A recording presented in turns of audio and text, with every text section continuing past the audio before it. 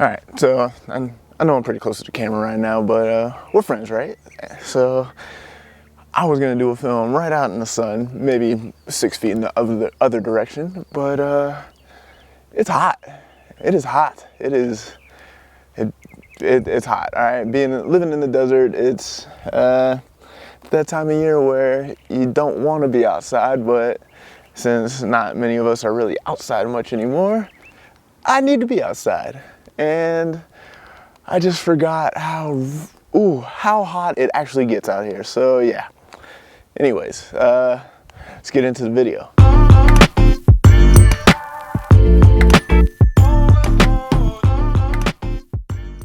In this video, I'm going to tell you how you can avoid taking blurry photos. It doesn't matter what level photographer you are, you're going to take blurry photos at some point. But the key is understanding why that blur occurred, and that leads to how you can fix that blur. So what you're going to learn in this video are the types of blurs, and when you learn those types of blurs, you're going to understand exactly how you can fix those blurs. And hopefully through that process, you're going to be able to avoid taking blurry photos a lot more often than you do right now. Because if you were taking perfect photos all the time, you probably wouldn't be looking at this video. So the first blur that I want to get into is out of focus blur. That is simply when you take a photo that is just out of focus. Your camera isn't focused on the subject that you want to be focused on. I know that type of blur seems sort of self-explanatory, but hey, some people need that little bit of explanation just to help them through this entire process. There are two reasons why this type of blur happens. You're either too close to your subject and your camera really can't focus on that subject, or you're too quick with the trigger and you're not giving your camera enough time to actually focus on the subject itself. And I know what you're thinking, but Steven, our cameras are so advanced nowadays that they should be able to focus on anything. Yes, but cameras aren't automatic. You need to give them time to actually do their processing and do the work they need to do before you can take the right picture.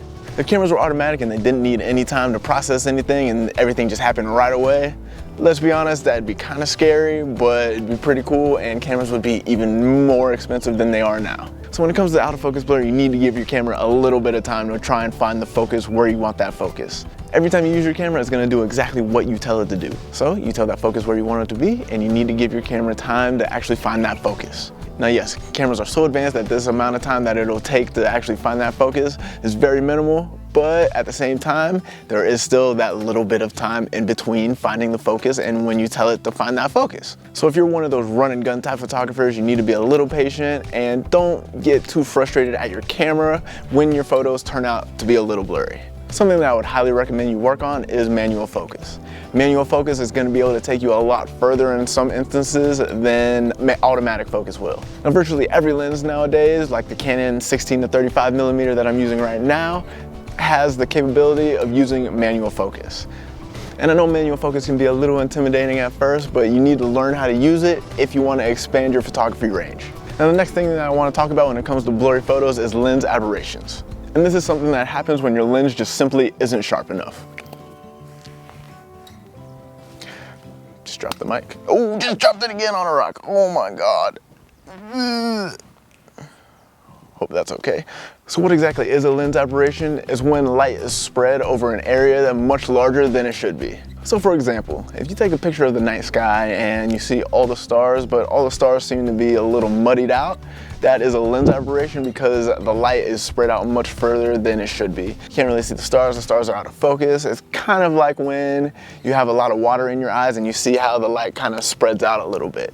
That is what a lens aberration is. Now how do you fix a lens aberration? One way, simply buy a new lens. If you're having lens aberrations, there's more than likely something wrong with your lens and you need to go get it fixed, or just simply buy a new one. In my experience, I would simply go buy a new one simply because you don't know what's gonna happen every time you have to go get your lens fixed. And if you're always having to go get something fixed, that's gonna run up the price of everything. And in the end, you probably should have bought a new lens to begin with. Now, because camera equipment is never really cheap, the next best thing you can do if you can't afford to have a new lens is to try and fix everything in your editing software. A lot of editing softwares nowadays do a great job of removing as much lens aberration as possible. So always keep that in mind when you're looking to edit your photos and you think they're not nearly as good as they should be because of the lens aberration. I use Adobe Lightroom, and if there's any lens aberrations in any of my photos, there is a nice setting that I can use just to fix that, even though I don't really have lens aberrations to begin with. And even if you think you don't have any lens aberrations in your images, then it still won't hurt to mess with that setting in your editing software. When it comes to this, it's always better to be safe than sorry. Now, the next reason blur can occur in your images is from diffraction. Now, blur from diffraction is something that really doesn't happen too often, but it's a very real possibility, so it's something that you need to be aware of. Essentially, diffraction is when there is a bending of the light within the lens, and the lens starts to interfere with itself while it's trying to take a photo. To notice that diffraction blur, you really need to pay attention to the small details within your photo. For example, if you're looking at your image and you see a rainbow type color in an area where there shouldn't be a rainbow, then more than likely you have a bit of diffraction blur. Think about it, I know we've all seen sprinklers going off and we've seen that rainbow color. That is just the light hitting the water in ways that you definitely didn't expect. So when you see something like that through your lens, you can know that that is something that should not be happening. Luckily, this bit of diffraction is something that you can also correct, for the most part anyway, in your editing software. Just like the lens aberrations, there is typically a setting for diffraction that you can use to correct the diffraction that you see just a little bit anyway. So essentially, a lot of people aren't going to notice diffraction at first. If you're really worried about diffraction happening within your lens, then you should shoot everything in a much larger aperture. The larger aperture does allow more light in. Because the light has a smaller area to go through in a smaller aperture, that is when the light can really mess with itself within your lens. Hopefully this is making a little bit of sense, because I know I can ramble a little bit and sometimes my train of thought doesn't really match what my words are saying. So hopefully when I'm editing this video, everything's gonna be good. Moving on to the last couple types of blurs, and that is camera shake and motion blur. Now, there is a huge difference between the two, even though when you look at a photo, sometimes it can be a little confusing to tell which is which. Now, these two types of blurs are the most common reasons why blurs occur in a lot of images. Now, camera shake, that's something that can very easily be fixed with the use of a tripod. This is why I recommend to always use a tripod.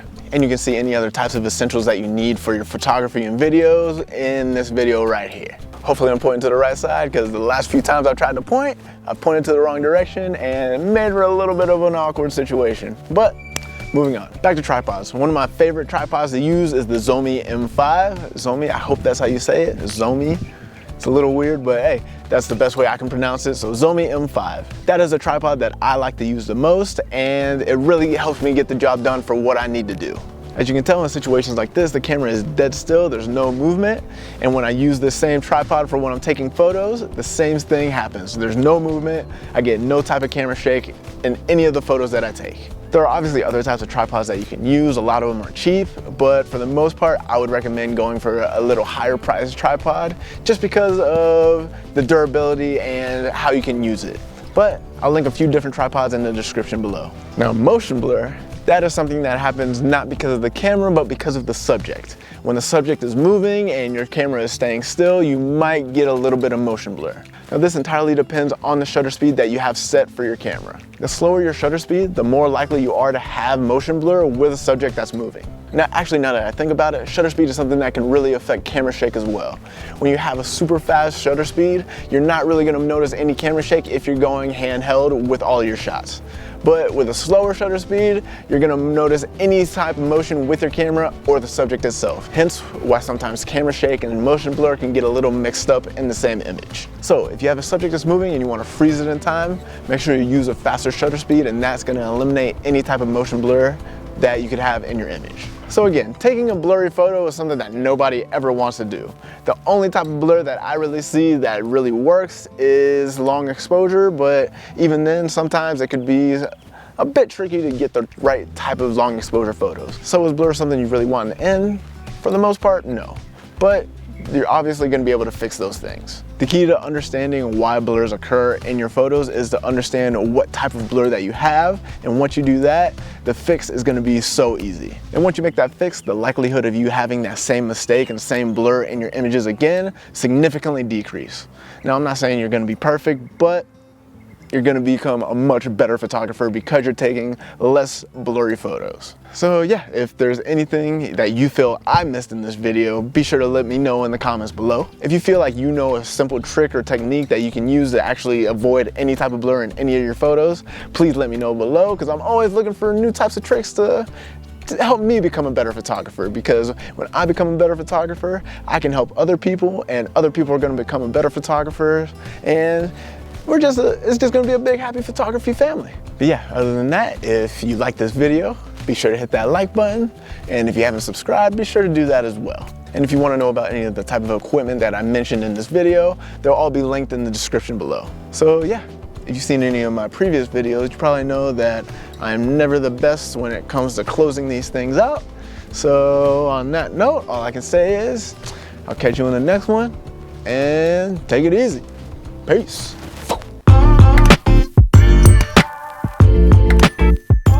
Ooh. I'm sitting on a rock right now, and my ass is hurting, man. Damn. All right. A little bit of adjustment, cool.